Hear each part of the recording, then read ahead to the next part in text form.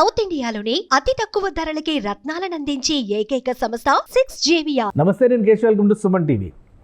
భారత ప్రధాని నరేంద్ర మోడీ పర్యటన అమెరికాలో పూర్తయింది. ఆయన మరికొద్ది గంటల్లో ఇండియా చేరుకుంటున్నారు. ఈ పర్యటన ద్వారా సాధించింది ఏంటి? ప్రధానంగా కొత్త అధ్యక్షుడిగా బాధ్యతలు తీసుకున్న తర్వాత డొనాల్డ్ ట్రంప్ పొరుగు దేశాల విషయంలో కారాలు మిరియాలు నూరారు. కానీ భారతదేశానికి మాత్రం స్నేహహస్తం అందించారనేది కనిపిస్తున్న మాట, వినిపిస్తున్నటువంటి మాట. కానీ ప్రధానమంత్రి పర్యటన తర్వాత కూడా భారత్ నుంచి అక్రమ వలసదారులుగా వచ్చిన వారిని పంపే విమానాల సంఖ్య పెరుగుతోంది అనేది అందుతున్నటువంటి సమాచారం. సో అసలు ప్రధాని పర్యటన ద్వారా భారతదేశానికి కలిగినటువంటి ప్రయోజనాలు ఏంటి? డొనాల్డ్ ట్రంప్ మైత్రి వలన దక్షిణాసియాలో ఎలాంటి అడ్వాంటేజ్ ఇండియాకి రాబోతుంది? ఈ అంశాలను విశ్లేషించేటువంటి ప్రయత్నం చేద్దాం. మనతో పాటు ఆంధ్రప్రదేశ్ బీజేపీ అధికార ప్రతినిధి పెద్దిరెడ్డి రవికిరణ్ గారు ఉన్నారు. రవికిరణ్ గారు నమస్కారం. సార్ కేశవ్ గారు, మీకు సుమన్ టీవీ వీక్షకులందరికీ నమస్కారం అండి. రవికిరణ్ గారు, ఒక కీలకమైన సమయంలో ప్రధానమంత్రి పర్యటనకి వెళ్ళారు. ఎందుకంటే ఢిల్లీ ఎలక్షన్స్లో బీజేపీ 27 ఏళ్ల నిరీక్షణ తర్వాత విజయం సాధిస్తే ఇక్కడ ఆనందాన్ని పంచుకునేందుకు ఎక్కువ సమయం కేటాయించేటువంటి అవకాశం లేకుండా పోయింది. ముందుగా డిసైడ్ అయినటువంటి షెడ్యూల్ కాబట్టి ఆయన అమెరికా టూర్ వెళ్ళారు. మొత్తం మీద 2 రోజుల పర్యటన. ఓవరాల్గా విదేశీ పర్యటన చూస్తే కనుక 5 రోజుల పర్యటనలు పూర్తి చేసుకొని ఆయన వస్తున్నారు. ఏంటి అమెరికా ఇండియా ఈ మైత్రి బంధం పరిస్థితి ఏంటి? వీళ్ళ చర్చల సారాంశం కానీ, ప్రధానమంత్రి పర్యటన తర్వాత కానీ ఇండియాకి కలుగుతున్నటువంటి ప్రయోజనాలు ఏంటి? ప్రధానమంత్రి నరేంద్ర మోడీ గారు 4 రోజుల పర్యటన, అటు ఫ్రాన్సు ఇటు అమెరికా దేశాల పర్యటన ముగించుకొని కొన్ని గంటల్లో భారతదేశానికి చేరుకోబోతున్నారు. ఈ విజయవంతమైనటువంటి పర్యటన పూర్తి చేసిన సందర్భంగా భారతదేశ ప్రజల తరఫున వారికి అభినందనలు, శుభాకాంక్షలు అండి. ఎందుకంటే ఇందాక మీరు అన్నారు, ఇది ఇప్పుడే ఎలక్షన్ అయింది కదా, అప్పుడే వెళ్ళిపోయారు ఏంటి అని. సో ఇదే సార్ నరేంద్ర మోడీ గారు పనితీరు.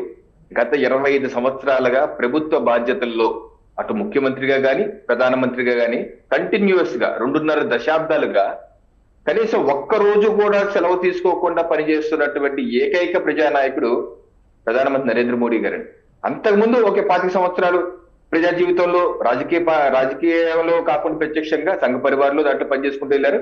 బట్ ఒక ప్రభుత్వ ప్రతినిధిగా, ముఖ్యమంత్రిగా కానీ ప్రధానమంత్రిగా ఇది ఒక్క క్షణం కూడా రిలాక్స్ అవ్వరండి.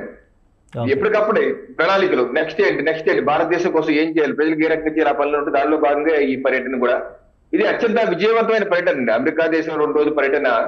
ఎందుకంటే అక్కడ డొనాల్డ్ ట్రంప్ గారు ట్రంప్ 2.0 ప్రమాణ స్వీకారం చేసి 3 వారాలు అయింది.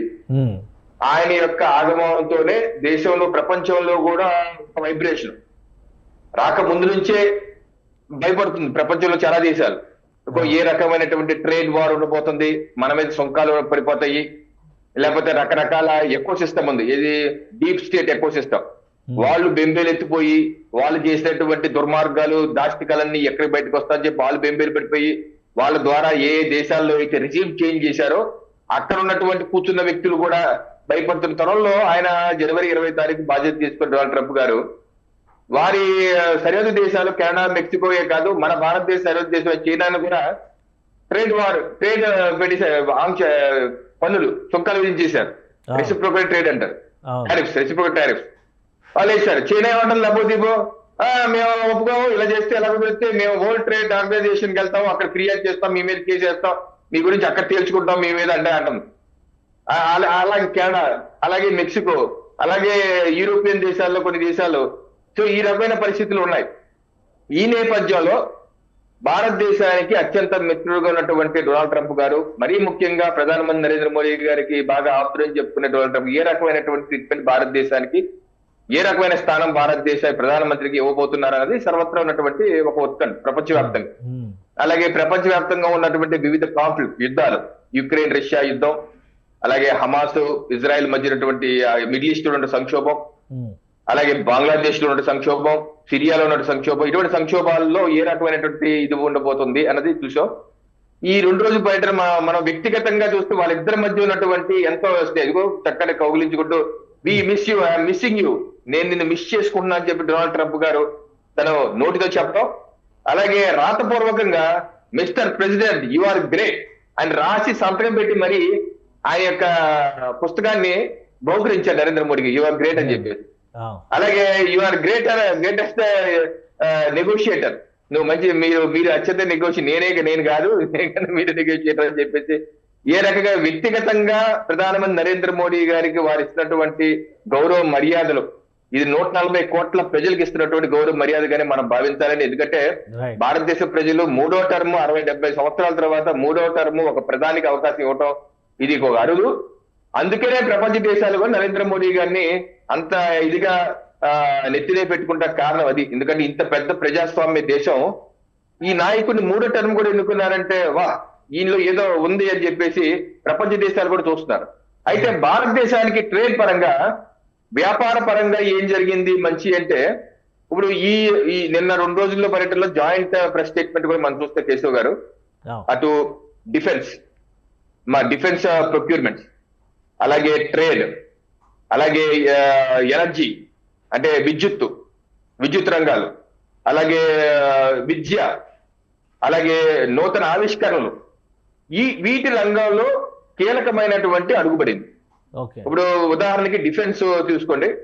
డిఫెన్స్ దానిలో అమెరికా భారతదేశం ఇద్దరు కలిసి డిఫెన్స్ ప్రొక్యూర్మెంట్స్ మనం కొంటున్నాం, అమెరికా నుంచి కొంటున్నాం. అవును సరే మనం ఇక్కడ తయారు కూడా చేసుకుంటున్నాం, మన స్వయం సమృద్ధి భారత్ చేసుకున్నాం.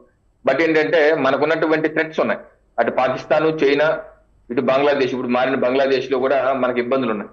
అందుకని మన డిఫెన్స్ కి ఎప్పటికప్పుడు మనం లేటెస్ట్ గా ఉండవలసిన అవసరం ఉంది. సో డిఫెన్స్ టైఅప్స్ వచ్చే 10 సంవత్సరాల పాటు అగ్రిమెంట్ అనేది ఇప్పుడు చేసుకున్న అగ్రిమెంట్ వచ్చే 10 సంవత్సరాల పాటు ఒక రోడ్ మ్యాప్ పెట్టుకుని ఏ రకంగా అమెరికా దేశం కేవలం ఇజ్రాయిల్ కి అలాగే నాటో దేశాలకే పరిమితమైనటువంటి డిఫెన్స్ డీల్స్ భారతదేశానికి కూడా మేము ఎక్స్టెండ్ చేస్తున్నాం. ఉదాహరణకి F-35 5th generation stealth aircraft compact aircraft అది కేవలం ఇజ్రాయిల్ కి అలాగే నాటో దేశాలకు మాత్రమే, వేరే వాళ్ళకి ఎవరికి వాళ్ళు ఎవరు అలాంటిది వాళ్ళు కావాలిగా అనౌన్స్ చేశారు మేము ఆఫర్ చేస్తామని చెప్పి. రైట్ థ్యాంక్ యూ రవికిరణ్ గారు మీ అభిప్రాయాలు తెలియజేసినందుకు. ఇది special discussion. Keep watching. Suman టీవీలో మీ పర్సనల్ అండ్ బిజినెస్ ప్రమోషన్స్ కోసం కింది నెంబర్కి కాంటాక్ట్ చేయండి.